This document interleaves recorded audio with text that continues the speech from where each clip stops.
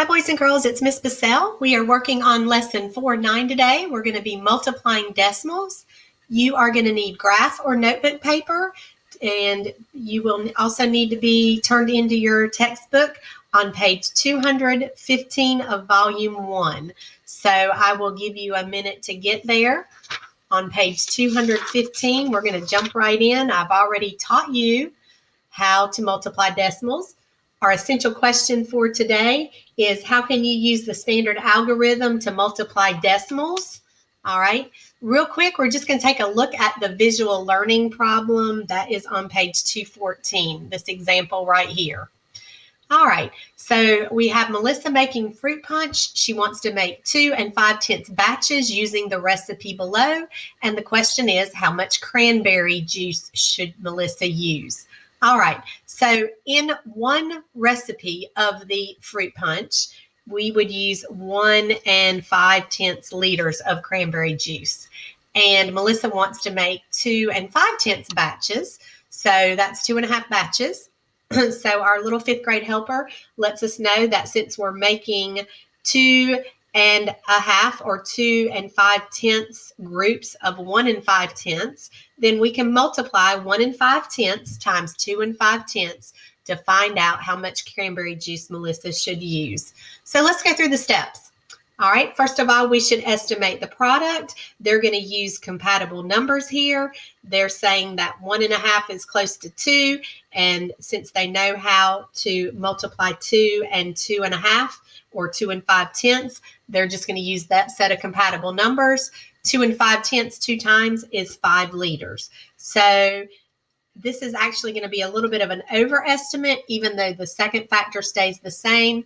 We went up to a larger first factor in our estimate. So our actual answer should be a little less than 5 liters.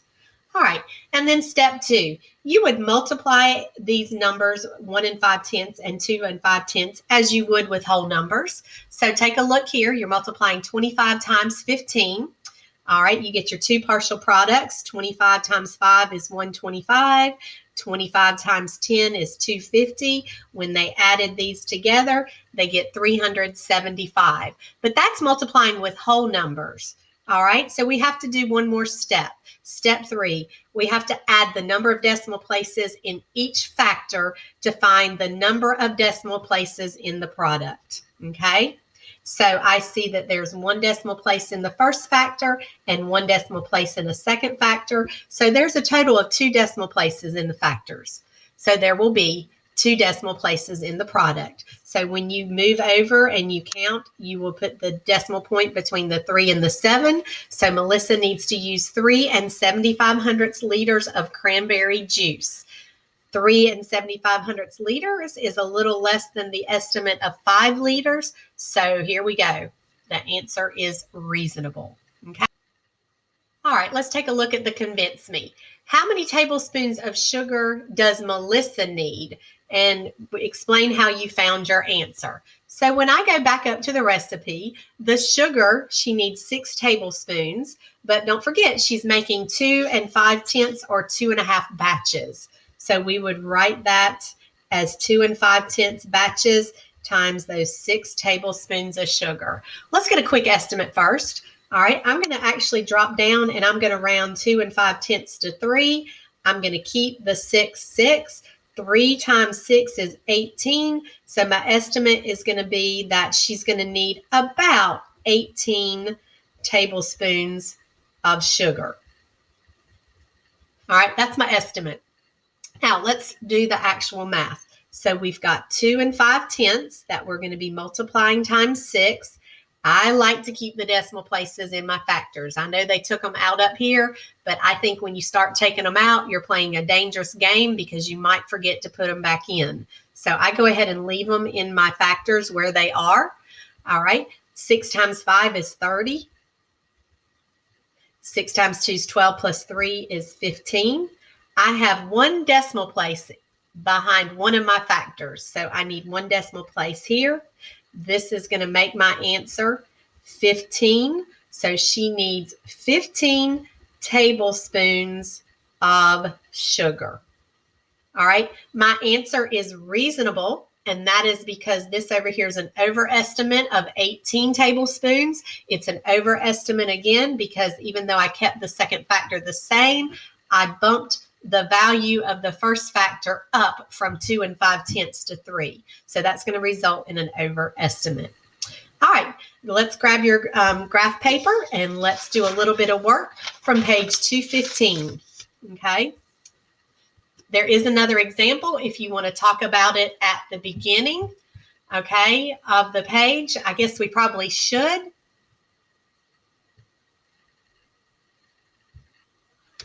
All right, let's talk about another example at the top of page 215. Here we're looking for the product of 5/10 and 3/100. So they're telling us again that you would multiply as you would with whole numbers. So we all know 5 times 3 is 15. Then we locate the decimal point in the product. What they mean by that is when you multiply 3 times 15, all right, we were really multiplying 5/10 times 300. So we have 1, 2, 3 decimal places. So where are you going to put it? So you have 3 decimal places. Since the product 15 does not have enough digits to show 3 decimal places, if we annex a 0 in front of the 15, that solves that problem, doesn't it? Now, if we would have annexed the decimal point behind, if we would have annexed the 0 behind 15, it would have changed the value. And we don't have 15 thousandths anymore. We have 150 thousandths or 1500ths. So be careful. You got to make sure you know where to annex that 0 so it doesn't change the value of your answer, right? All right. So we would need a 0 in the whole number place. So the answer here would be 15 thousandths. And you can use number sense or estimation to check the sensibility of your answer. All right, since 5/10 is less than 1, the product must be less than the other factor, which is 3/100. So 15 thousandths is definitely less than 3/100. So the answer would be reasonable. All right, let's do a couple problems here. If I look at number 1 under do you understand? All right. It says Sasha wants to multiply 5/10 times 8/10. How many decimal places will the product have? All right. And would I blow your mind if I told you that written correctly, it is only going to have 1 decimal place? Let's think about that. What is 5 times 8? If we just dealt with this as whole numbers, we get 40, right? Okay. And then we need 2 decimal places behind the decimal point. All right. But when we firm up this answer, we get rid of those frivolous extra zeros that are behind any decimal numbers. So what we really have, the answer is 4/10. Okay. So even though we think we're going to have 40 hundredths, even though we know we're going to have 40 hundredths, and you would probably be tempted to tell me that I'm going to have 2 decimal places, you've got to remember that 40 hundredths basically needs to be simplified to 4/10. So in this case, because there's a 0 in the hundredths place, we're going to get rid of it, and you're only going to have 1 decimal place. So that one right there you need to think about. All right, we're ready to work on problems 3 through 6, but we definitely do not have room here to multiply, to find the product, and then to use either number sense or estimation to check our answer. So what we're going to do, boys and girls, is we're going to head our paper, lesson 4-9, multiply decimals. We're going to make a note that we're on page 215, and we are going to start with number 3. All right, so number 3, we're multiplying 12 5/10 times 9 hundredths. All right, first thing I'm going to do is get a good estimate out to the side. 12 5/10, we're just going to round it up to the nearest whole number. We get 13. All right, and 9 hundredths right here, we could round that up to 1/10. Okay, and if we do that, then we can use what we know about multiplying mentally, whole numbers, and then powers of 10. So actually, we're going to be multiplying 13 times 1/10. So we need to move that decimal one place to the left to make it smaller. So my estimate is going to be 1 3/10. That is my estimate. All right. If all those zeros are confusing you, then you could treat these as whole numbers at this point. That's what they were showing you on the previous page. And we can multiply 125 times 9 without all those zeros. All right. And then we can go back in and count our decimal places. So 9 times 5 is 45. All right. We are going to rename those 4. All right. 9 times 2 is 18 plus the 4 is 22. So we're going to rename these two. 9 times 1 is 9 plus 2 is 11. All right. Our answer is not 1,125 because remember, we're really multiplying 12 5 times 9 hundredths. So I have 1, 2, 3 decimal places in the two factors. So I need 3 decimal places in my product. So my answer is 1 125 thousandths.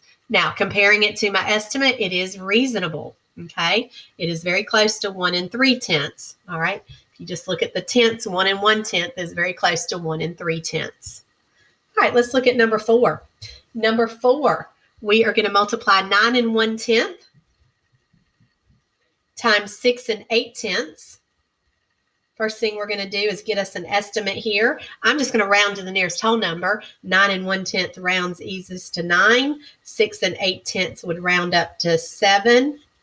All right. 9 times 7 is 63. So 63 is going to be my estimate. Okay. And let's scoot over and let's actually multiply. There are not a lot of zeros here to confuse me, so I'm just going to multiply as is, like that. All right, let's start with our 8 in the ones place. Remember, we're pretending this is a whole number. So 8 times 1 is 8. 8 times 9 is 72. All right, we put down our place value holder, and we're multiplying now by the 6.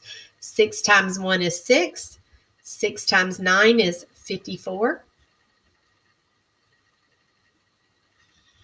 We add our partial products, 8 plus 0, 2 plus 6, 7 plus 4 is 11. So we're going to rename that 1. 1 times 5 is 6.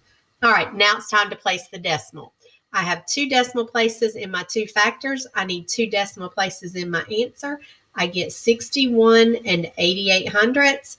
It is very close, if you just look at the whole number part, to 63. So I know my answer is reasonable. All right, let's take a look at number 5. Number 5, we are going to be multiplying 8/10 times 5 4/10. All right, let's drop down and get a quick estimate first. 8/10 is pretty darn close to 1 whole, and 5 4/10 would round to 5. So I'm going to get an estimate of 5.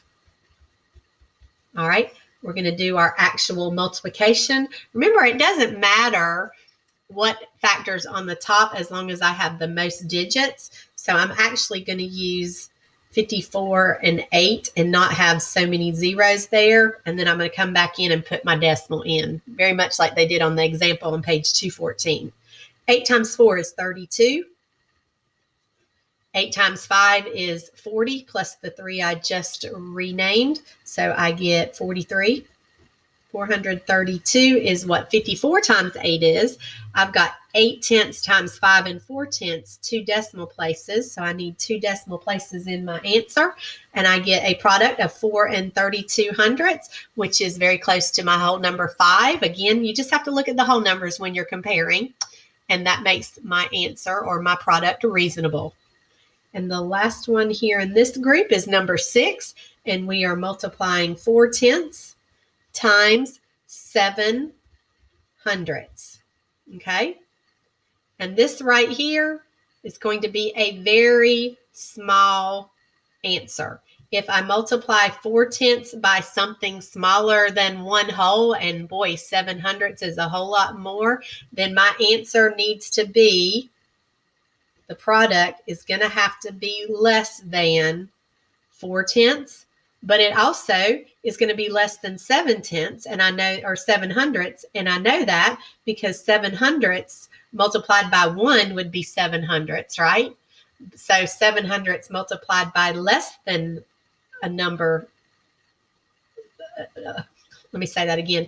7/100 multiplied by a number with less than 1 whole of its in value is going to give us a product of less than 7/100. So out of the two factors, 7/100 is a lot smaller. So the product is going to be less than 7/100. So here we're going to use number sense to see if our answer is correct. Again, I do not want to deal with all those zeros in my factors. So I'm just going to treat this as 4 times 7. And I know that 4 times 7 is 28. But I also know I'm going to need 1, 2, 3 decimal places in my product. I don't even have 3 digits to make that happen. So this is where I'm going to put a 0 out front. Okay. I still have 28. But now I have 28 thousandths. And then my 0 whole number. So my answer is 28 thousandths. And that makes sense because that is a lot smaller than 7/100. So just using number sense. All right, numbers 7 through 14. You are welcome to pause the video. I'm going to go ahead and work them across the bottom here. If you would like, you can follow along. Work one, check it, work another, check it, okay? Or you can work the whole set of them and then compare your answer to mine. So numbers 7 through 10, if you want to pause this and take a minute and look at my estimates and look at your work, those are pretty straightforward. I didn't find anything tricky when I worked those out. All right, and on the back here, I have numbers 11 through 14. Again, if you want to, go ahead and pause and then look at your work, your estimates against mine. Number 13, that one right there is the only one I didn't estimate on. I used some number sense. We had 9/100 times 8/10. I know that of the two factors, 9/100 has the smallest value. Since I'm multiplying 9/100 times a factor that is less than value than 1, then I know that my product is going to be less than 9/100. Again, thinking about what we learned in lesson 8.8, if we multiplied 9/100 times 1, the product would be 9/100, but we have a factor less in value than 1. And number 14, I went back to lesson 4.1 and I multiplied a whole number, or I multiplied, a decimal number times a power of 10. So in this case, 5 6/10 times 100 means that I would be multiplying by 10 to the second power and moving my decimal point 2 places to the right. So I could use my little mental math model there. Of course, I can't show you my mental math, so I have to show you what I'm thinking in my head when I multiply 5 6/10 times 100 to get 560. All right, boys and girls. So we are wrapping up our lesson with decimal multiplication today. This lesson right here, lesson 5.6, kind of summarizes it all up. You've got some really good explanations. This example right here, as well as the example on page 215, explain the procedure. All right. So get on to your homework and work on multiplying decimals, and let's see how well you're doing with it.